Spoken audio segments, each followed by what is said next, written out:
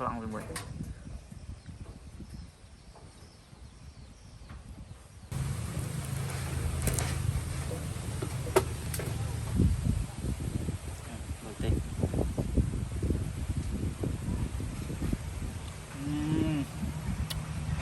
thịt mỏ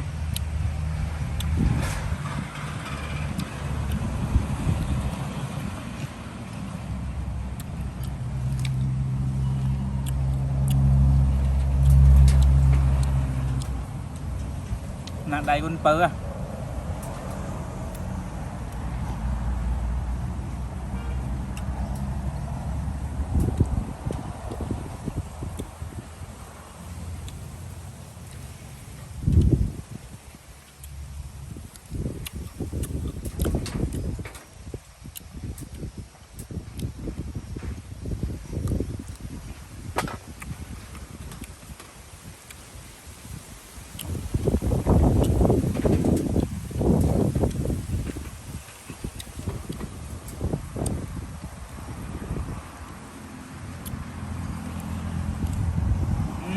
em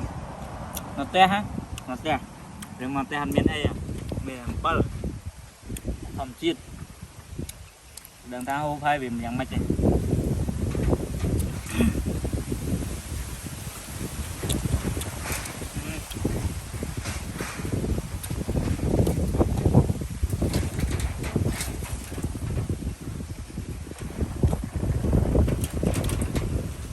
em mỏ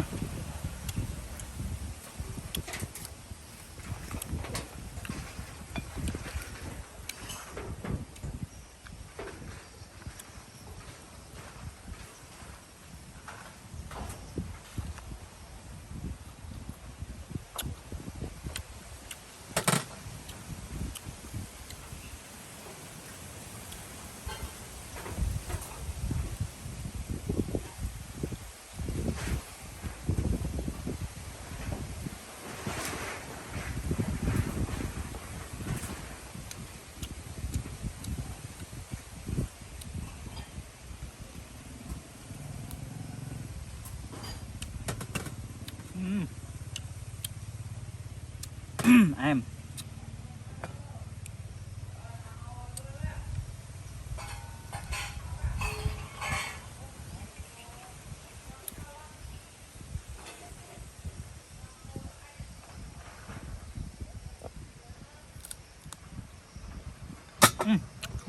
ngăn bê rồi